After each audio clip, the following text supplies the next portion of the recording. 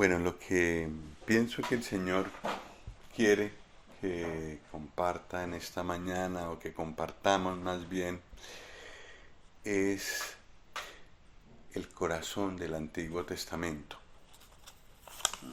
La parte más importante del Antiguo Testamento.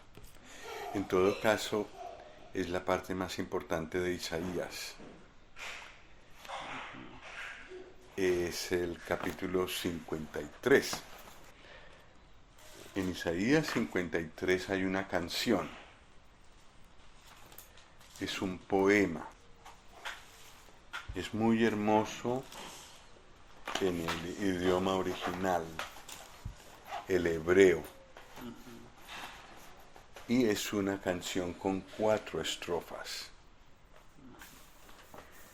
La primera estrofa es del versículo 13 al 15 del capítulo anterior, 52, 13 al 15.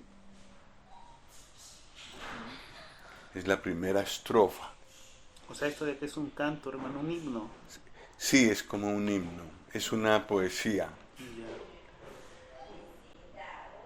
El canto número 4 del siervo. Del siervo de Dios hay 4 cánticos y este es el cuarto. Y empieza en el 52:13 y corre hasta el 53:12. La primera estrofa es el capítulo 52, versículo... ¿Y cómo sabemos, hermano, de esos cantos? ¿Dónde están las tres poesías? En diferentes Isaías partes. 42, Isaías 49, Isaías 50 y este. Sí. Bueno, Isaías es un libro maravilloso. Isaías encarna toda la Biblia. Isaías tiene 2 partes principales. La primera es solo juicio, es lo que merecemos nosotros, lo que merece la humanidad. Y la segunda parte es de salvación.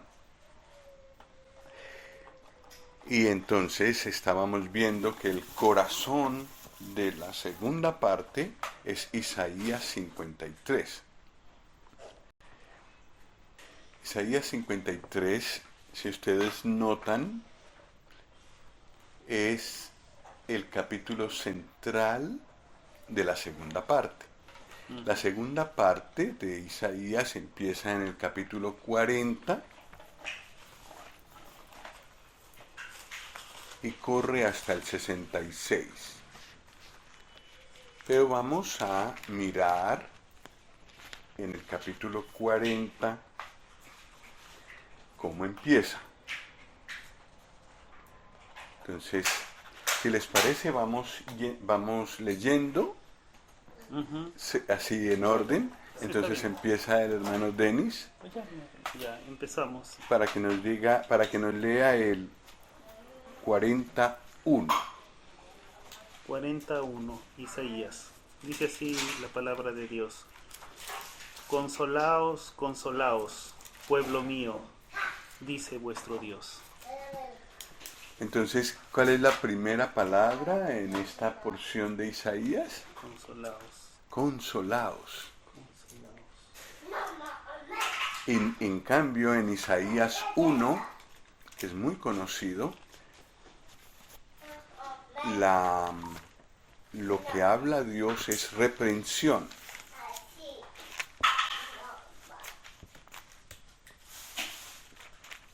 Isaías 1, versículo 2. Vamos a leer 2, 3 y 4 de Isaías 1 y veremos que tiene otro tono. Hermano Glover, ¿nos puede leer el versículo 2 de Isaías 1? Correcto. El 2. El 2. Nada más. Nada más. Sí. Oíd, cielos, y escucha tú, tierra, porque habla Jehová. Crié hijos y los engrandecí, engrandecí, y ellos se rebelaron contra mí. Rebeldía. El Señor denuncia la rebeldía de Israel.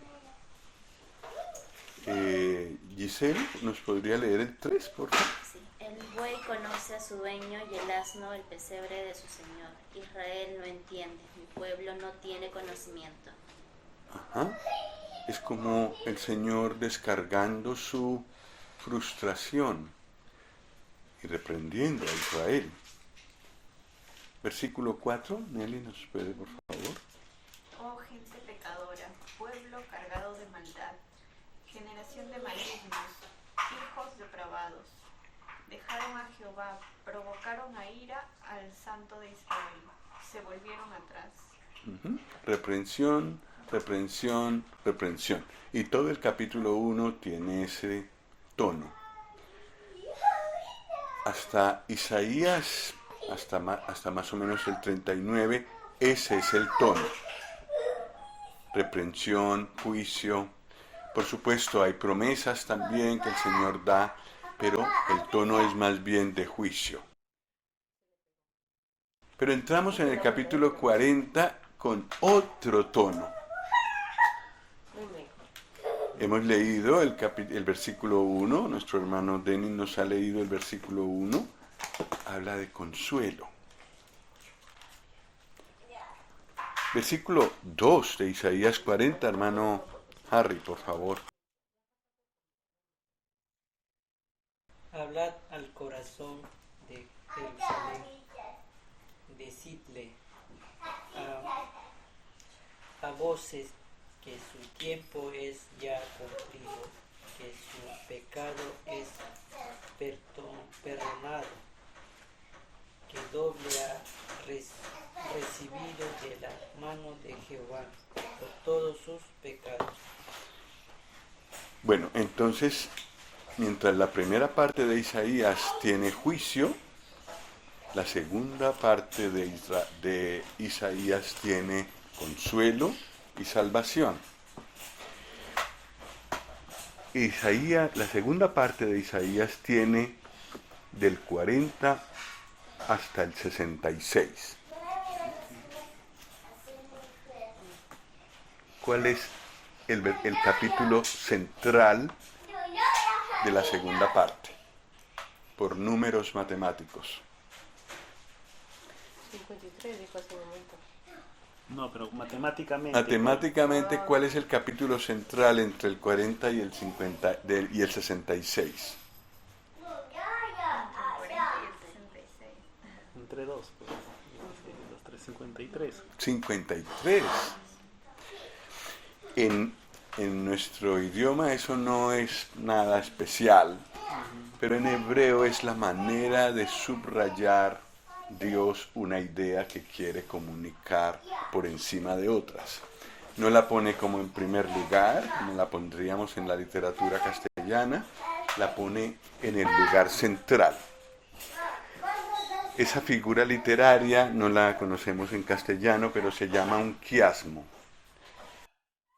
Ese nombre viene de la letra griega chi, que es así, como una X alargada, y quiere decir que la idea central está justo en el centro, donde se cruzan los caminos.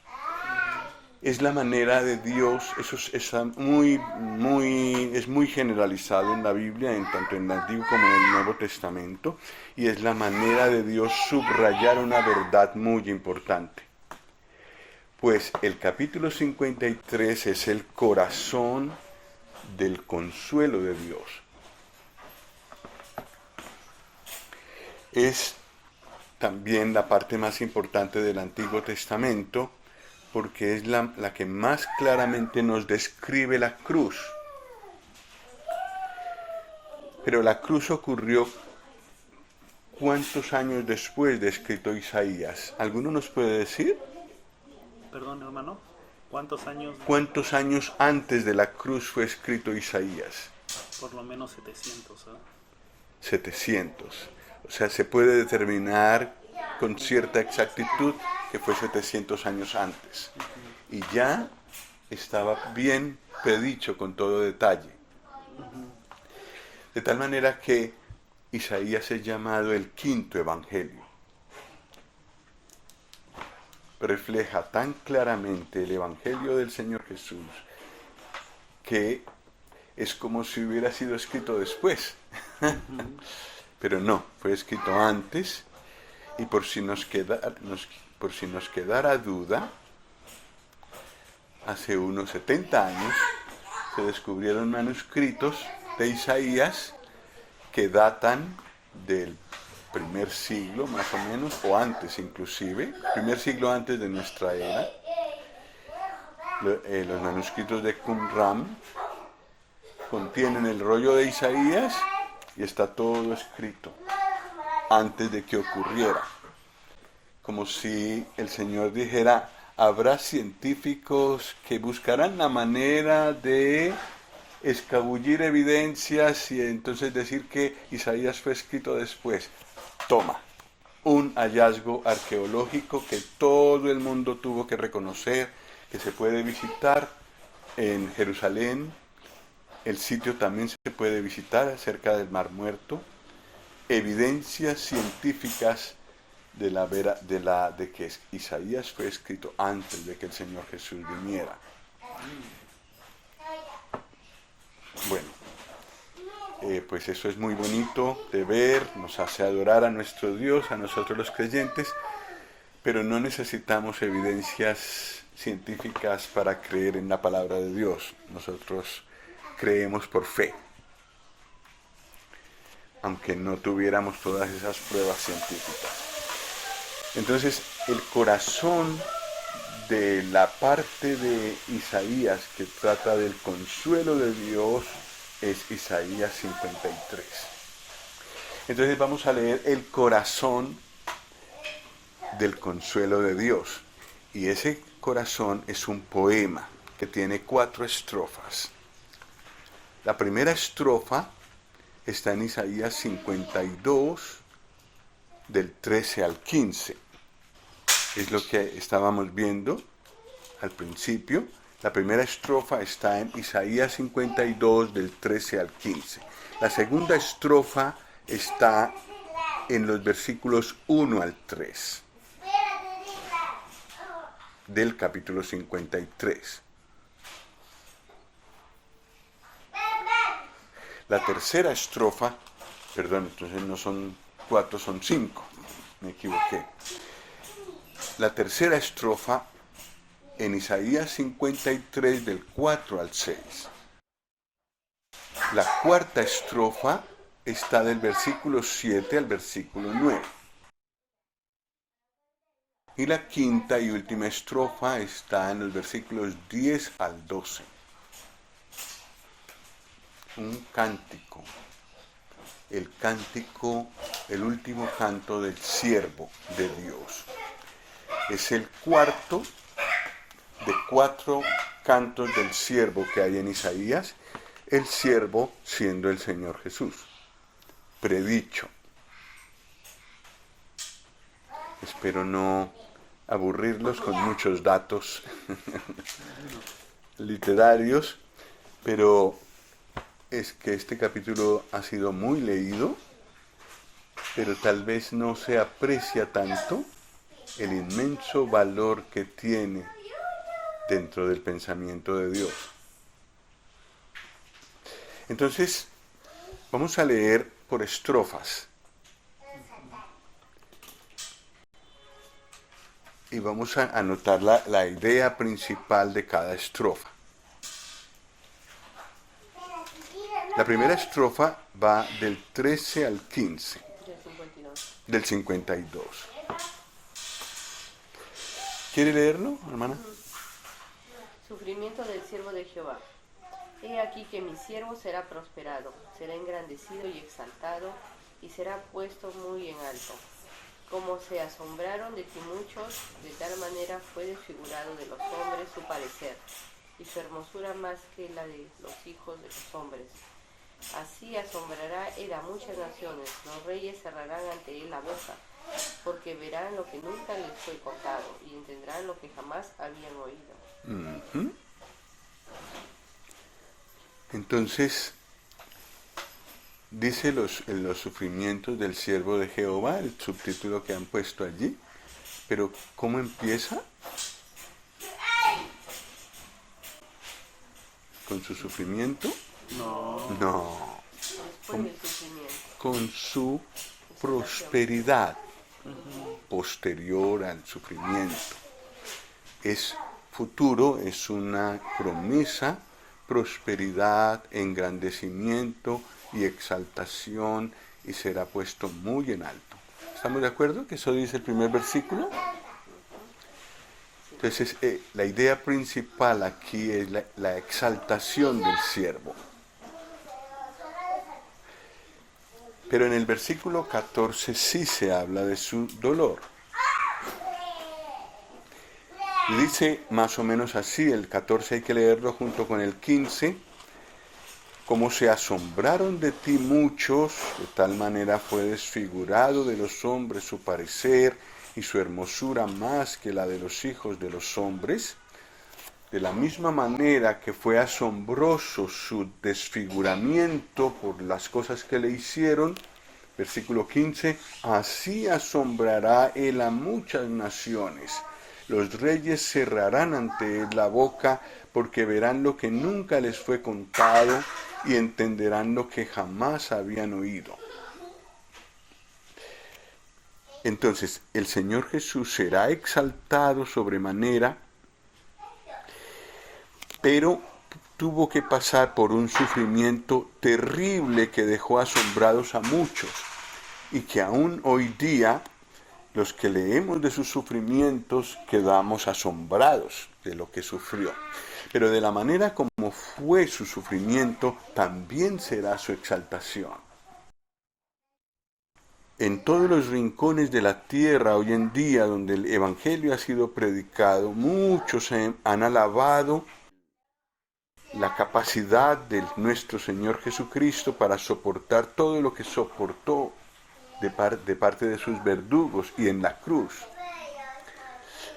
Pero así como Él ha asombrado a muchos, y hay muchísima literatura que habla de su sufrimiento, también los hombres serán asombrados del engrandecimiento que Él tendrá a causa de su sufrimiento. Dios lo exaltó. ¿Esto es como siervo o como rey estos tres versículos? Sobre todo el 14 y el 15, cuando viene como rey después de la tribulación, o es en la muerte como siervo que queda y ya nosotros estamos viendo esto de aquí, o sea, el momento. La exaltación. Sí. Hermano, ambas cosas son ciertas. He aquí tu rey, Ajá. humilde y servidor. Sí. El Señor Jesús era glorioso antes de venir a esta tierra, muy glorioso y exaltado. Vino, fue a la cruz, y a causa de haber hecho ese trabajo tan excelente de la cruz, fue exaltado. Gloria A sumada a gloria B. El Señor Jesús ahora mismo está muy exaltado. Primero, pues porque Él es Dios, pero segundo, le vamos a sumar la gloria que tuvo por la excelencia de su sacrificio en la cruz. Entonces, tiene gloria añadida a gloria. El siervo de Dios exaltado sobremanera. Es siervo y es rey a la vez.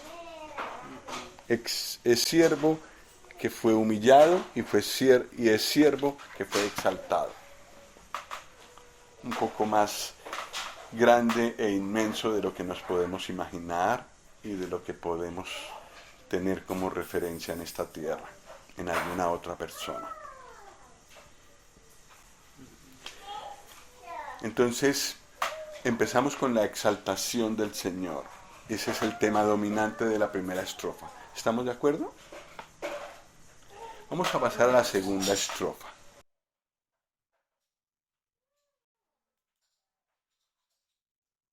53:1-3. ¿Quién ha creído a nuestro anuncio? ¿Y sobre quién se ha manifestado el brazo de Jehová? Subirá cual renuevo delante de él, y como raíz de tierra seca, no hay parecer en él, ni hermosura. Le veremos más inatractivo para que le deseemos. Despreciado y desechado entre los hombres, varón de dolores, experimentando en quebranto, y como que escondimos de él el rostro, fue menospreciado y no lo estimamos. Nos vamos acercando a su dolor, pero el lenguaje que usa esta estrofa es como lo vimos nosotros. Muy equivocados estábamos en la actitud de la manifestación del siervo de Dios. Sin embargo, el deseo de Dios es, a través de él, versículo 1, manifestar el brazo de Dios, el brazo salvador de Dios. Dios quiere salvarnos. Merecemos el juicio, pero Dios quiere salvarnos. ¿Y sobre quién se ha manifestado el brazo del Señor? Al principio del versículo dice, ¿quién ha creído a nuestro anuncio? Entonces, el brazo de salvación de Dios se muestra a los que creen en el Señor Jesús. Pero lo que la gente hizo frente a él fue verlo sin parecer feo, mejor dicho, nada atractivo en él, sin atractivo, sin que brillara de manera especial, un hombre común y corriente, humillado. Versículo 3, despreciado, desechado, varón de dolores, experimentado en quebranto. ¿Qué hicimos nosotros? Escondimos de él el rostro, lo menospreciamos y no lo estimamos. Lo hicieron las personas que rodeaban la cruz, pero lo hacen los hombres hoy en día también. No tienen un aprecio adecuado de un personaje tan glorioso como el Salvador que Dios dio. Los hombres y las mujeres tenemos dolor, quebranto, menosprecio. ¿Sufrimos eso? ¿Lo conocemos? Sí. Es parte de nuestra experiencia. Él también fue menospreciado, despreciado, varón de dolores, experimentado en quebranto. Cuando tenemos dolor, angustia, menosprecio, quebranto, podemos voltear a mirar al Señor Jesús y saber que Él nos entiende, porque pasó por allí. Eso es enormemente consolador a nosotros. A veces llevamos sufrimientos en el corazón que nadie más ve, pero el Señor los ve y los comprende porque Él fue experimentado en quebranto. Y no hablemos solamente de la cruz, antes también. Estar en este mundo debió ser un constante martirio para Él, porque Él veía no solo lo que la gente hacía, sino lo que la gente pensaba.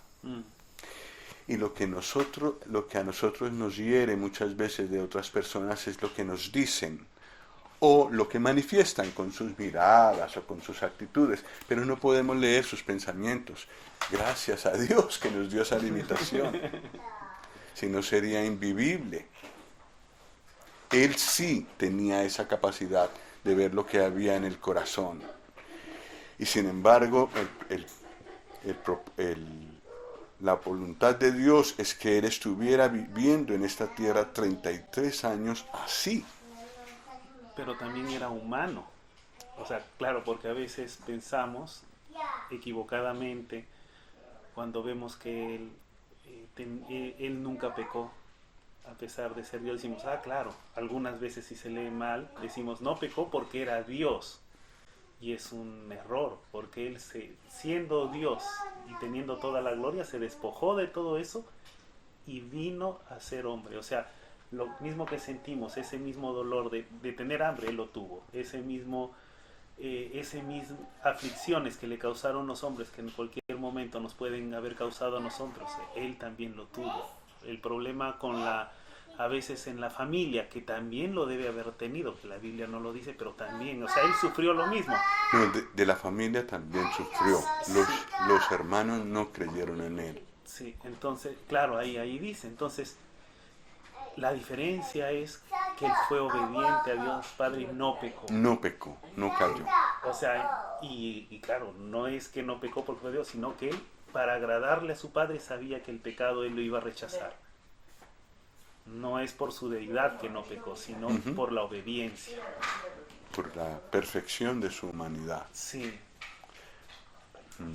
Bueno, esa es una cosa que a mí personalmente me ha traído gran consuelo, ver que mi Señor, siendo perfecto, pasó por dolores, quebranto, desprecio, menosprecio, y puede entenderme cuando paso por esas experiencias. Segunda estrofa. Vamos con la tercera. Aquí el panorama se pone más oscuro. Pero si seguimos el mismo principio del quiasmo que les conté, de que la idea más importante está en el centro, ahora vamos a entrar a la estrofa central. Cuando leamos los versículos 4 al 6, leeremos la verdad mayor que Dios quiere comunicarnos con este pasaje. Así que vamos a abrir todos nuestros sentidos para leer del 4 al 6. Hermano Glover, por favor. Ciertamente llevó Él nuestras enfermedades y sufrió nuestros dolores, y nosotros le tuvimos por azotado, por herido de Dios y abatido. Mas Él, herido, fue por nuestras rebeliones, molido por nuestros pecados. El castigo de nuestra paz fue sobre Él, y por su llaga fuimos nosotros curados. Todos nosotros nos descarriamos como ovejas, cada cual se apartó por su camino. Mas Jehová cargó en él el pecado de todos nosotros. Amén.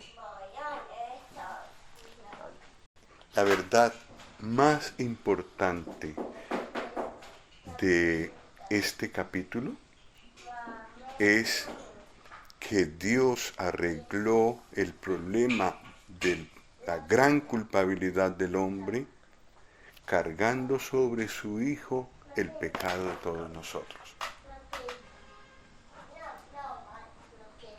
Y ese es el mensaje central de los evangelios, la cruz del Señor Jesús. ¿Merecemos el juicio? Sí. ¿Hemos pecado? Absolutamente que sí. Pero Dios quiere salvarnos. ¿Cómo hace? Envía a su Hijo para cargar con nuestro pecado, cargar con nuestro juicio y darnos la salvación. Injustamente, porque Él no lo merecía eso. Él no lo merecía, pero era el único camino. Si Él no hubiera hecho eso, una sola sentencia teníamos: el infierno. Y es lo que Él anuncia en los primeros capítulos de Isaías, en la primera parte que hemos visto de juicio. Juicio, juicio, juicio. Eso es lo que merecemos. Pero ¿dónde está el cambio? aquí. Después se hablará de gloria, salvación, gloria creciente. Esta tierra será llena de la gloria de Dios. Pero el punto de inflexión donde todo cambió fue aquí, en la cruz. Y es la estrofa central de este cántico.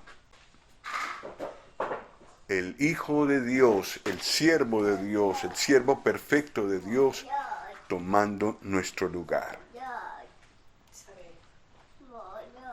Eso es lo que más nosotros conocemos, pero viéndolo así, lo apreciamos con otra, lo vemos de otra manera, desde otra perspectiva. La misma maravilla, pero desde otra perspectiva. Entonces, esa es la estrofa central, esa es la verdad central que Dios quiere comunicarnos con esta porción. Vamos a la estrofa 4, versículos 7, 8 y 9. Por favor.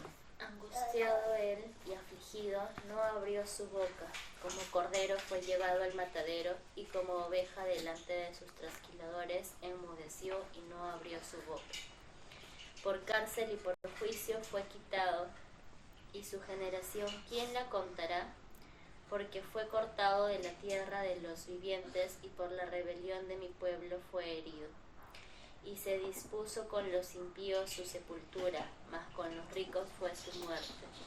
Aunque nunca hizo maldad, ni hubo engaño en su boca. Nosotros habíamos visto una actitud, una respuesta incorrecta de parte de las personas. Lo despreciaron, lo menospreciaron. Pero aquí tenemos la actitud perfecta ante el propósito de Dios de que Él sufriera así. No abrió su boca. Se sometió a la voluntad de Dios, aunque fue angustiado y afligido. No abrió su boca. Se dispuso, como la oveja que se dispone delante de los que la trasquilan, se queda quieta, no ni siquiera brama. Así hizo el Señor Jesús. Ante la voluntad de Dios no protestó, no abrió su boca. Fue encarcelado, fue inclusive enjuiciado con un juicio con todos los vicios de maldad. Y los que son abogados aquí, a mí me gustaría que alguna vez ver algún libro en una biblioteca escrito por un abogado que pueda determinar con el Código Civil en mano todos los vicios que tuvo el juicio que le hicieron al Señor Jesús. A ver si alguna vez el Señor me concede ver eso. Código penal. Código penal, sí. Sí, el hecho de haber buscado testigos falsos, el hecho de haber de antemano haber determinado que la sentencia tenía que llegar a ser esa.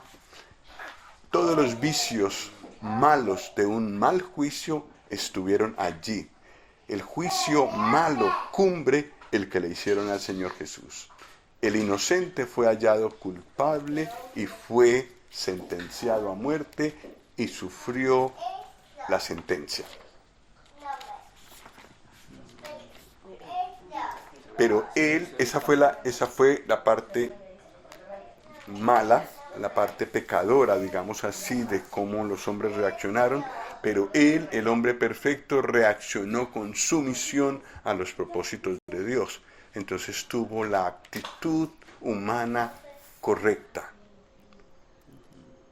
No abrió su boca, enmudeció y no abrió su boca ante los propósitos de Dios.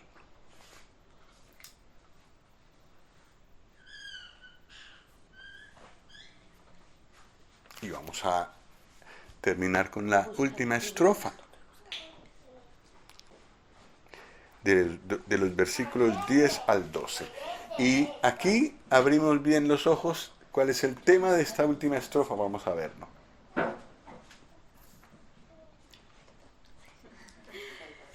Con todo eso, Antes, permite. Y cuando dice acá, más con los ricos fue en su muerte, ¿a qué se refiere, hermano? Cuando dice esa expresión, más con los ricos fue en su muerte. Él estaba colgado en la cruz. Sí. ¿Y quién fue a reclamar su Mateo. cuerpo? José de Arimatea, que era muy rico. Tenía sepultura propia, labrada en una peña, costosa. Ya. Y fue un rico el que lo reclamó y el que lo sepultó. Y el otro rico que se le unió fue Nicodemo, que trajo como 100 libras de perfume para embalsamar, para prepararlo. Sí. 100 libras de perfume son muy costosas. Él lo pudo hacer, pudo tener la disponibilidad suficiente para comprar esas libras de perfume y llevarlas rápidamente y prepararlo. Con los ricos fue en su muerte. Pero hermanos, se nos adelantó usted, ¿no? No, con los ricos fue en su muerte, está antes. Sí, versículo 9, perdón. Yo quería preguntar, hermano, en su sepultura, porque a él lo sepultaron solo. Sí, Porque dice, con los impíos en su se dispuso. Junto con los dos. Se dispuso. No se logró, pero se Con dispuso. los ladrones, pues, que estaban ahí. El de los ladrones no sabemos dónde fueron sepultados, Pero sí se dispuso. pero al Señor lo hubieran podido poner ahí en el montón. Sí, porque se dispuso. Se había dispuesto eso. Claro. Si no fuera por la intervención de una persona influyente, allí va. Eso. Ujú. Versículos 10 al 12. Última estrofa. Todo eso Jehová quiso quebrantarlo, sujetándole a padecimiento. Cuando haya puesto su vida en expiación por el pecado, verá linaje, vivirá por largos días, y la voluntad de Jehová será en su mano prosperada. Verá el fruto de la aflicción de su alma, y quedará satisfecho. Por su conocimiento justificará a mi siervo justo a muchos, y llevará las iniquidades de ellos. Por tanto, yo le daré parte con los grandes, y con los fuertes repartirá despojos, por cuanto derramó su vida hasta la muerte, y fue contado con los pecadores, habiendo él llevado el pecado de muchos y orado por los transgresores. Gracias. ¿Cuál podemos decir que es la idea central? Si tuviéramos que resumir en una frase esta estrofa, ¿qué frase podría describir el tema central de estos 3 versículos?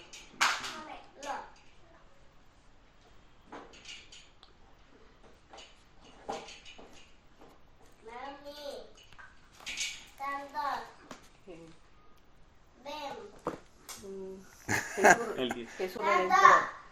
Redentor. Yo creo cuando dice, cuando haya puesto su vida en expiación por pecado, verá linaje por largos días, y la voluntad de Jehová será en su mano prosperada.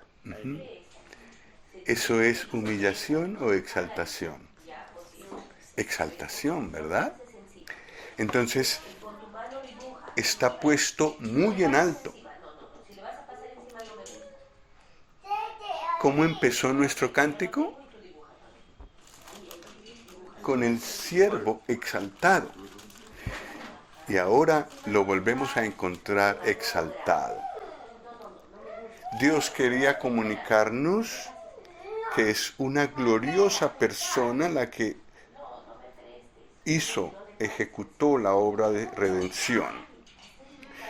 Y que por causa de esa obra de redención excelentemente hecha, Él fue exaltado. Y las consecuencias de su muerte en la cruz son gloriosas. Para sí mismo hay exaltación, Él está entre los más grandes de la tierra. En realidad, Él está puesto por encima de los más grandes de la tierra. Hay reyes en la tierra, pero Él es el Rey de reyes. Hay señores en la tierra, pero Él es el Señor de señores. Entonces está su exaltación y todas las consecuencias de su sacrificio. Cuando estuvo en su humillación fue cortado de la tierra de los vivientes, no tuvo herencia, no tuvo familia, no tuvo descendientes. Sin embargo, por haber puesto su vida a la muerte, verá linaje. Y el linaje del Señor Jesús, es decir, los hijos de Dios, de los cuales Él es su hermano primogénito, es un linaje que no se puede contar, es muy grande y muy exaltado también. Verá linaje. Vivirá por largos días, Él nunca más volverá a morir, Él vive para siempre. Y la voluntad de Jehová, con todo lo que eso implica, será en su mano prosperada. Lo que Dios quería establecer en esta tierra, así se hará en Él, en el Señor Jesús. Versículo 11. El versículo 11 dice que Él verá el fruto de la aflicción de su alma y quedará satisfecho. ¿Verá el fruto de la aflicción de qué? De su alma. ¿De su cuerpo o de su alma? De su alma. Dice de su alma. Qué curioso, ¿cierto? Porque nosotros nos detenemos mucho en los sufrimientos de su cuerpo. Nos duele, casi sentimos las heridas que le hicieron, la sangre que corrió, sus pies adoloridos, Él clavado en la cruz. Pero eso no dice nada para la eternidad. Es importante, por supuesto. Fue un sacrificio como los del Antiguo Testamento. Pero no había una aflicción mayor que Él tenía que pasar y que era la que representaría el castigo por nuestros pecados, y fue la aflicción de su alma. ¿Y en qué consistió la aflicción de su alma? Mateo 27.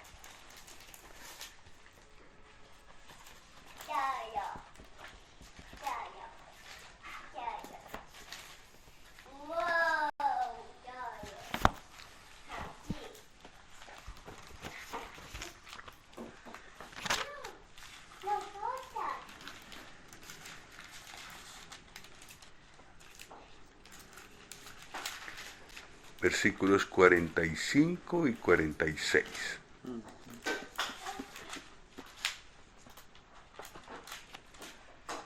Vamos aquí, ¿no? Hermano Harry. Sí. Mateo 27, 45 y 46.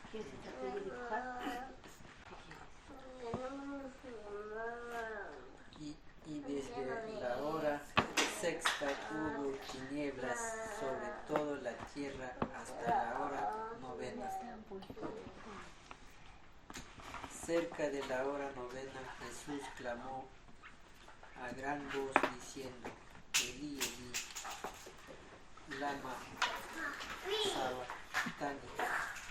Esto es: Dios mío, ¿por qué me has desamparado? Desde las 12 del mediodía hasta las 3 de la tarde hubo tinieblas sobre toda la tierra. ¿De acuerdo? Las voces de los burladores, de los principales sacerdotes, de los soldados, todos callaron. No más golpes de martillo, no más heridas, el cuerpo ya lo dejaron quieto. Ahora empezó la aflicción del alma del Señor. Dios escondió su rostro de él. Dios oscureció esta tierra. El Hijo de Dios estaba cargando con nuestros pecados. Ahora su alma estaba siendo afligida. No su cuerpo ya estaba muy afligido, pero ahora era el momento de caer en las manos de Dios. Y horrenda cosa es caer en las manos del Dios vivo. O sea, allí, claro, partimos del hecho de que el Señor Jesús siempre estaba desde su nacimiento, o sea, desde siempre han estado en comunión con el Padre. Entonces, cuando nace el Señor Jesús y se toma el aspecto de siervo de hombre, sigue la comunión de Dios Padre, sigue el Espíritu obrando con ellos y siempre están en comunión cada cosa que hace el Señor Jesús entre los tres. Pero el Señor, Dios Padre no quiere el pecado, o sea, no tolera el pecado. Entonces, en estas 3 horas, entendemos por lo que dice allí, es que el Señor se apartó, o sea, Dios se apartó para darle juicio, y allí está todo lo que nosotros ahora tenemos, nuestros pecados estaban siendo ya clavados en la cruz, y Él era el dolor, ¿no? No lo había visto así. Un dolor mucho mayor que el físico. El físico fue muy grande y terrible, pero no fue el mayor dolor. Este fue su mayor dolor. 3 horas en que Dios lo desamparó, descargó sobre él su santa mano, su santa ira, que nosotros merecíamos por nuestros pecados. Y a causa de la aflicción de su alma, es que tenemos la vida. Entonces Isaías hace énfasis no en la aflicción de su cuerpo, aunque fue terrible, sino en la aflicción de su alma. Y el Señor verá el fruto de la aflicción de su alma y quedará satisfecho. Por su conocimiento justificará mi siervo justo a muchos. Eso es una maravilla, porque Isaías del capítulo 1 al capítulo 39 hay acusación tras acusación. Pero aquí los creyentes reciben justificación por medio del siervo, porque el siervo llevó las iniquidades de ellos. Versículo 12, por tanto, yo le daré parte con los grandes y con los fuertes repartirá despojos. Hermano, ahí nada más. Claro, acá nuestro Señor Jesús está en estas 3 horas cargando todos los pecados, pero me parece que el momento cumbre es cuando muere, ¿no? O sea, para darnos a nosotros la salvación, porque la paga del pecado no solo era el sufrimiento que está llevando nuestro Señor Jesús aquí con aflicción de su alma, sino el punto cumbre, diríamos, donde ya se da la salvación, porque acá estamos viendo ese dolor que tiene nuestro Señor Jesús, pero ya el momento determinante que llevó y nos salvó es cuando ya Él dice consumado es y entregó el Espíritu. O sea, la paga del pecado es la muerte. O sea, en esa muerte es cuando nosotros tenemos el nacimiento. Sí, pero tengamos en cuenta una cosa, hermano. Sí. La muerte física es lo que usted dice que ocurrió a las 3 de la tarde, lo que la Biblia dice que ocurrió a las 3 de la tarde. Sí. Pero lo que ocurrió entre las 12 del mediodía y las 3 de la tarde también fue muerte. La muerte es separación en su sentido más estricto. Y hubo separación de Dios. Las personas que están andando en la calle sin Cristo están muertas, dice la Biblia. El Señor Jesús llevó también esa separación de Dios en esas 3 horas de tinieblas. La muerte espiritual, podríamos decir, y luego vino la muerte física. Fue completa su obra en la cruz.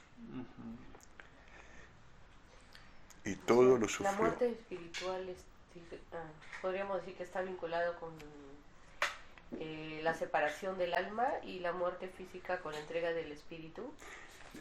La muerte espiritual es la que padecen todas las personas que vemos allí en el paradero, que están sin Cristo.